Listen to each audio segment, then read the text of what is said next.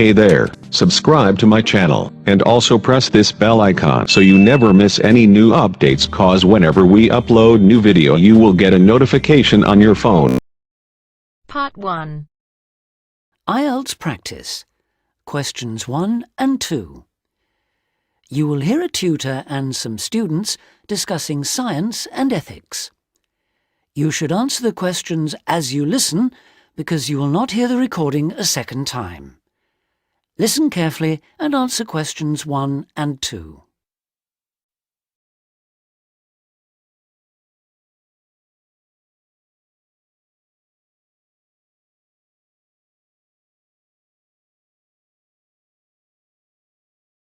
And answer questions 1 and 2.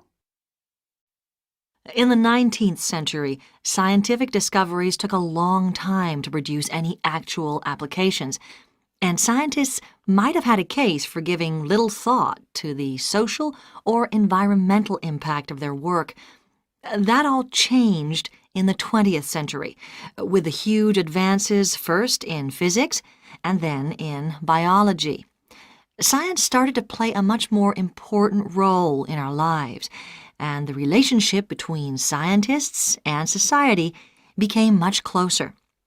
Many scientists became increasingly concerned about the ethics of what they were doing, as they quickly saw the consequences. The benefits, such as vastly improved crop yields and the eradication of diseases like bubonic plague, but also terrible damage in the form of pollution and chemical weapons. Yes, but some scientists still claim even today that their only duty is to make public the findings of their research. They need to do that, of course, but I think the key points are that they ought to stop making any distinction between pure science and applied science, because in practical terms it no longer exists. And also, they must accept full responsibility for the consequences of their work. Now listen and answer questions 3 to 10.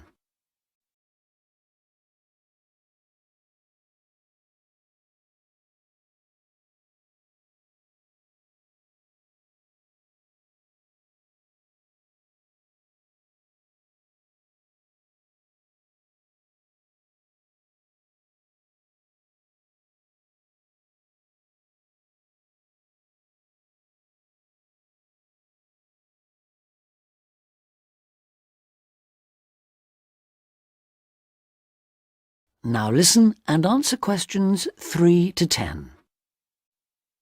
Let's explore that last point a little further. How can scientists put that responsibility into practice? By educating the public, particularly through the media and at the workplace. Another thing they must do is advise on what might one day go wrong as a result of what they're coming up with now. That seems essential. And just as importantly, if and when things do go wrong, they need to sort them out, especially where the fault lies with the original research. How do you feel about the international role of scientists, given that their work crosses frontiers so readily? I think it gives them, or at least should give them, a global view. In this respect, some of them are better placed than many politicians to see how new discoveries are likely to affect particular parts of the world. But will the politicians listen? Probably not. But I'm not suggesting getting involved with politics or politicians. Much better to raise the public's awareness of scientific issues so they can put the pressure on at election time. There's a problem here, though, isn't there, with the way the public sees scientists. They're all either mad or bad. That's something they need to work on, definitely. To regain public trust, they'll have to show they're accountable, and that science is about improving people's lives.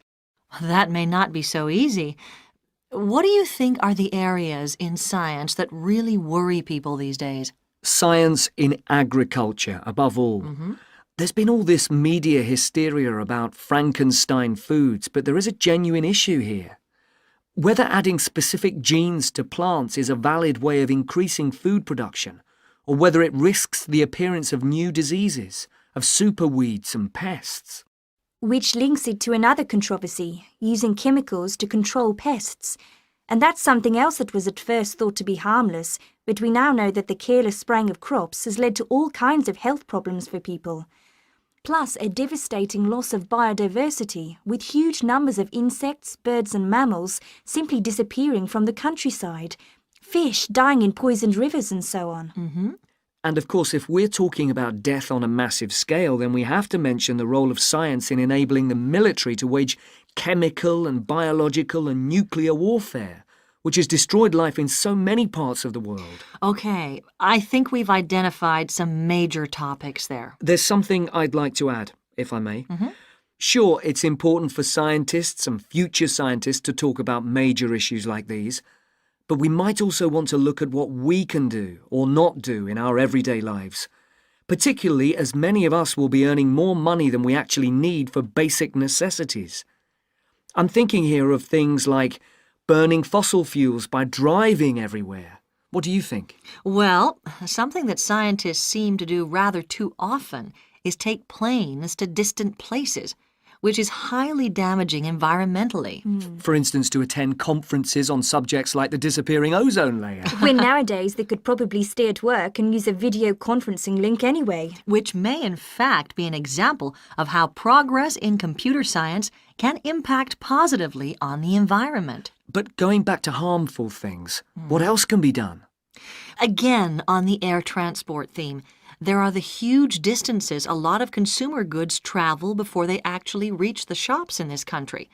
This seems another extreme waste of energy, especially if much of what is being produced and carried is packaging. Perhaps it's worth shopping for more locally produced items.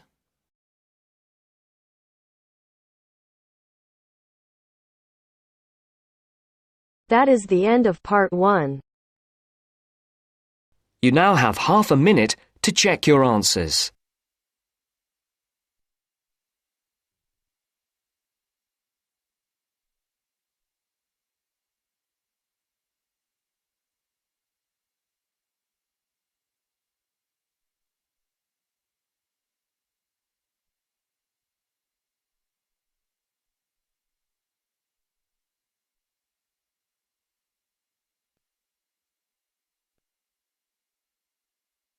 Now turns to part 2. Part 2. First, you have some time to look at questions 11 to 17.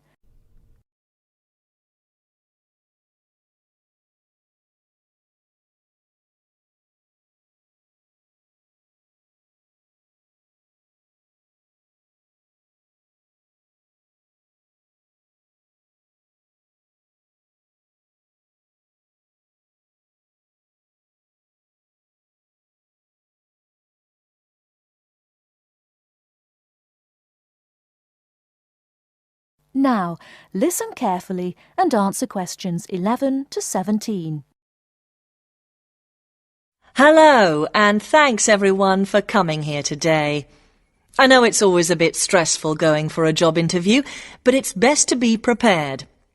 For any of you who may not know me, my name is Fiona Ogilvie, and my job is to offer guidance and support for students with special needs.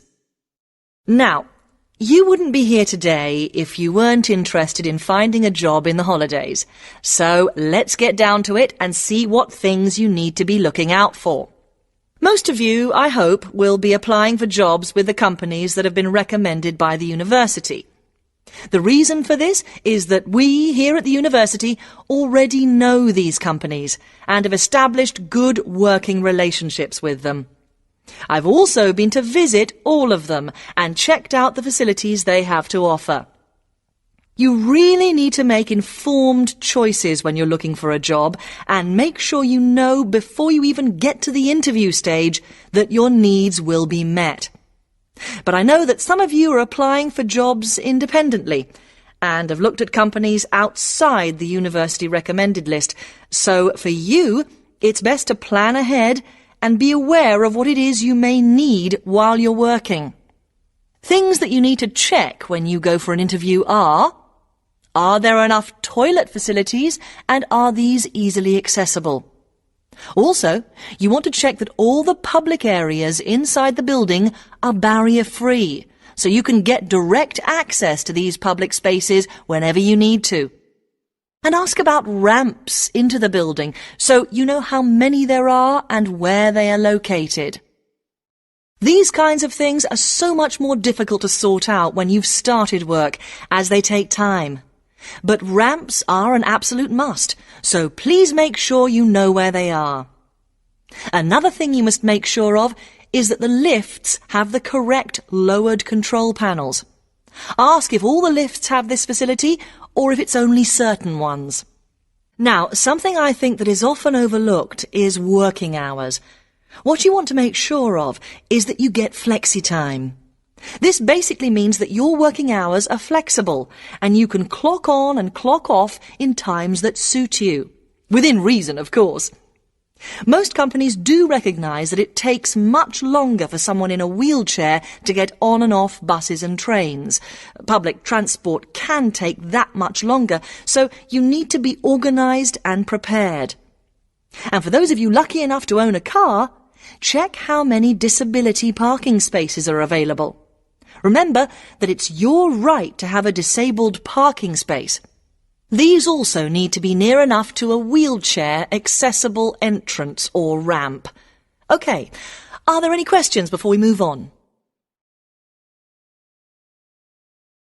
Before you hear the rest of the talk, you have some time to look at questions 18 to 20.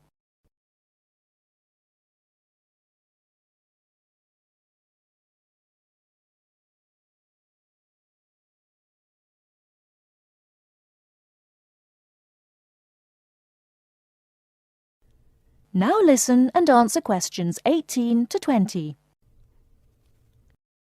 Right, let's move on then.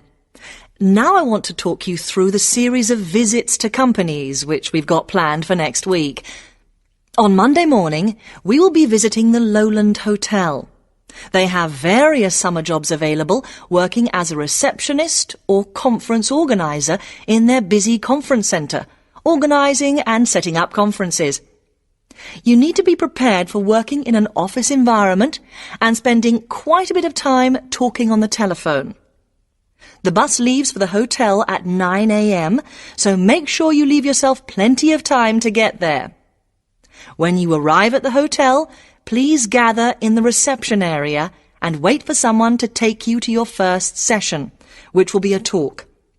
The talk at the hotel will begin at 10 a.m, and then there will be a short tour of the hotel. There will be a light lunch provided, which is usually salads and sandwiches. The next place we'll be visiting will be on Tuesday afternoon. We'll be going to visit a little local company that makes handmade paper and cards. For those of you studying art, this may be just what you're looking for. We'll be taken on a tour of the company which lasts 3 hours. The tour will start at 3:30 p.m, and after that you'll have a chance to meet some of the staff. Tea and coffee will also be provided. We have no trips planned for Wednesday, but on Thursday morning we'll be going to Tobago Travel Agency. This is a very popular choice amongst our students because you can get student discounts on holidays. We've booked a coach for this, and it'll leave from outside the refectory at 8 a.m. You'll need to bring a packed lunch for this, so please don't forget. There is a little canteen where you can buy hot and cold food, but this is closed on Thursdays. Friday, we'll be having representatives from all the companies visiting us, so you will have a chance to ask any questions, and of course, put your name down on the list if you're interested in working for them over the summer. This event will take place in the main hall next to the library, and it'll run from 10:30 until 4. I really hope you make the most of this excellent opportunity to not only earn yourself some extra money, but also to gain experience of what it's like to work. And if you'd like to find out more, then please ask some of the students who worked last year. They're all wearing green badges and will be happy to speak to you afterwards.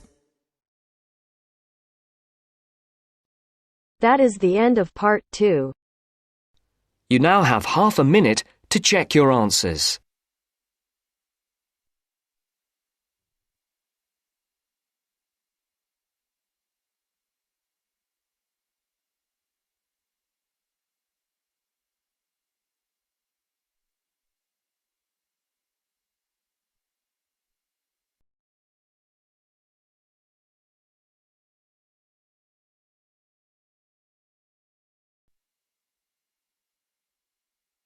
Now turns to Part 3. Part 3. Maria is a student at university. She has handed the first draft of an essay to her tutor. The tutor has read it, and now they are discussing ways the essay can be improved. First, you have some time to look at questions 21 to 25.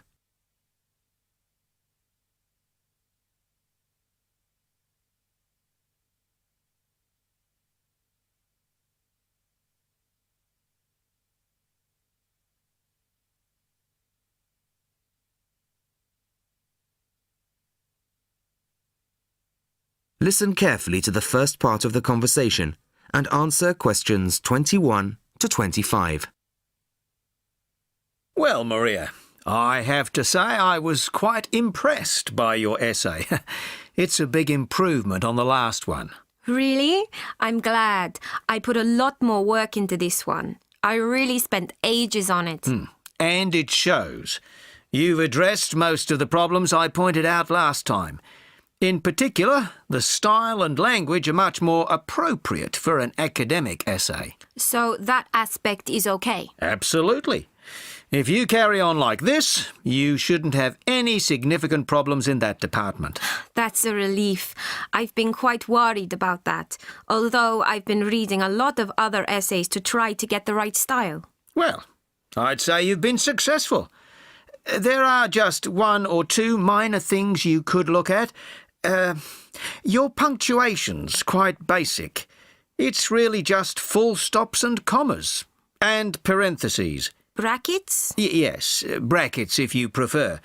In academic writing, these are best used only occasionally, if at all. You use them rather too often. Okay, I see. And I'm sorry to mention it, but your spelling. I know. But I'm working on a foreign computer.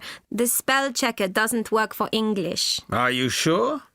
Have you tried changing the setting to English? No, I haven't. Well, I should see if that's possible. I haven't marked you down this time, but, well, some of my colleagues are a bit old-fashioned about spelling. I'd try to get that sorted out if I were you. Okay, I understand. I'll try to change the setting. Before you hear the rest of the conversation, you have some time to look at questions 26 to 30.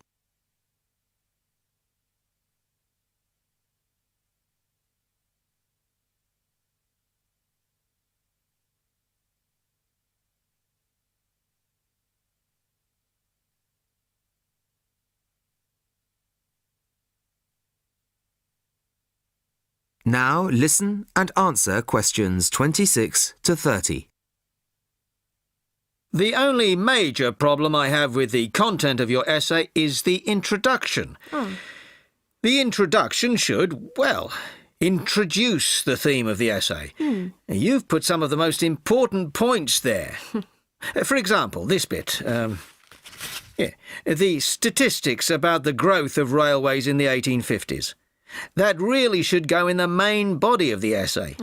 And so should this paragraph about changes in patterns of employment. In general, I'd say your introductory section should be no more than half as long as it is at the moment. Okay. And I should move those points forward? Precisely. And going back to the railways, they're one of the most significant factors for change in this period. But apart from those statistics in the introduction, you only briefly mention them. I'd like to see a lot more on that, and the influence the expansion of the railways had on patterns of social and economic behaviour.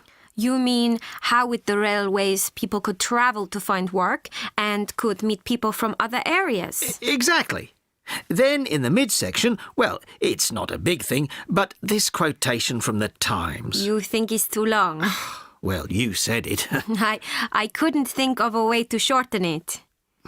Do you think it's really necessary? You mean I could just get rid of it? Yes. You've already made the point and backed it up with other evidence.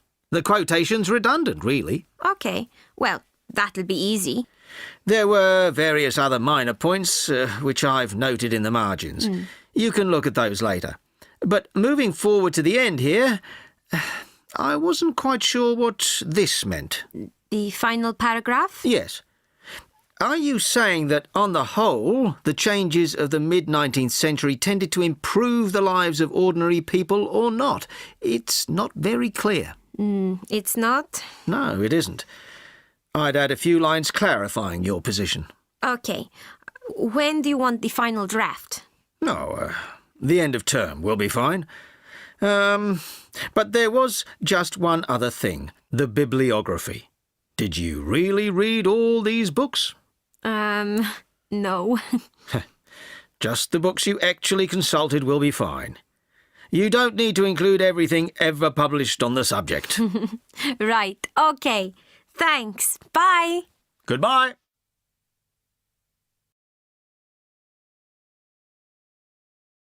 That is the end of part 3.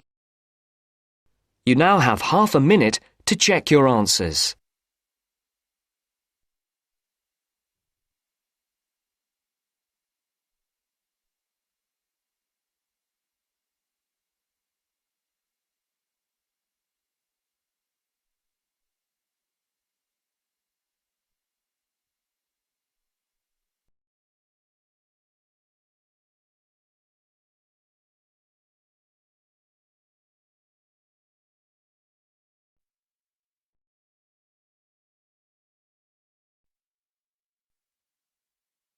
Now turns to part 4. Part 4. Now turns to part 4. Part 4. Well, it's the beginning of the digital age, and technology is all set to completely revolutionise the way we watch TV, videos and DVDs and play computer games at home.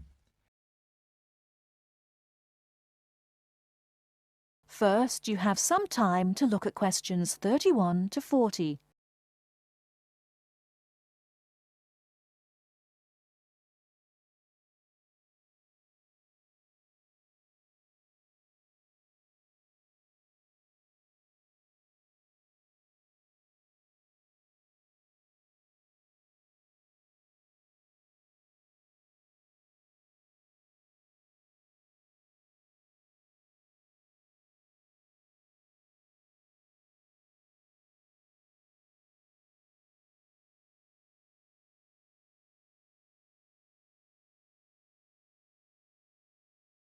Now listen carefully and answer questions 31 to 40.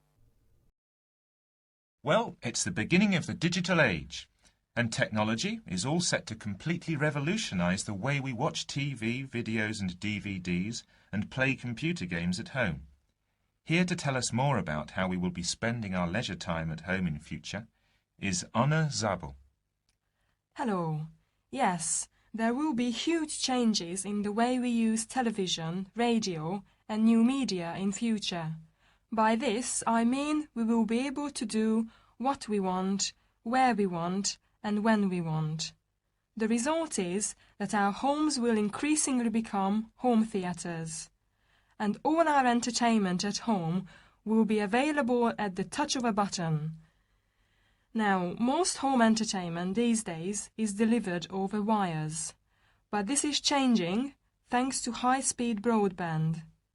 Downloading will become easier, and studios will eventually release movies, songs and video games directly to the consumer. So, for example, instead of a film opening on the big screen and eventually appearing on television, video and the internet, it can appear in all formats at once. This means that we will have more choice and control over the media we use. So, how will we use this media in our homes in future? There will be big changes in how we watch video and television. Several research groups and companies are trying to add depth to TV and other video displays in the form of a third dimension.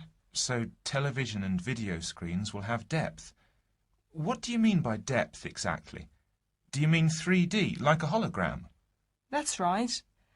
When we say that a hologram has 3 dimensions, it means that we can see not only up and down and left and right, but forwards and backwards too. When we talk about dimensions, we call forwards and backwards depth. So when we say that a hologram has 3 dimensions, it means we can see up and down and left and right, just like a picture or photo. But we can also look into the hologram because the image it contains has depth. So instead of watching films on a flat screen, we will be watching them in 3D. Absolutely. Well, as we live in a 3D world, we shouldn't really be watching television and films in 2D, and the technology to make this happen is already there. 3D screens are being developed which can be placed throughout the house, even in busy areas of our homes like doorways and halls. Now, these screens appear to float in air. So in the future, 3D holographic images will be sent into our homes, and we will be able to experience the action as if it is taking place right in front of our eyes. So, the action won't just look real, it will be real. Incredible! How does this technology work? Well, to get true 3D, each of your eyes has to see a slightly different image. 3D screens interweave multiple images in vertical stripes using special coatings and filters built into the screen. This means that each eye sees a different set of stripes. These screens are called lenticular screens. Now, these screens are easy to produce, and some laptop PCs and cell phones already have them. However, lenticular screens do have one disadvantage. The strain on the eyes and brain of putting together a 3D image from 2 flat ones can result in headaches and dizziness. But a few companies have developed a hologram 3D display which does not cause these problems. Instead of building images, then leaving them to the brain to put together, holograms create a whole image that reaches the eye exactly the way light from a real object does. You can even walk part of the way around a holographic image to see side and back views, just as you would do if the object was right in front of you. Twin holograms will let a couple watch 2 different programs on the same screen, even if they sit next to each other on the living room sofa. So no more arguing about which program to watch. That's right. Patio screens are being developed too. Patio screens? What are they exactly? Well, a patio screen is a big inflatable screen, which means you can take it outside your home and watch a film in your garden. Some patio screens are even equipped with DVD players, and some new ones may even have a wireless connection. Amazing developments there. Well, join us after the break when we will be talking. That is the end of part 4. You now have half a minute to check your answers.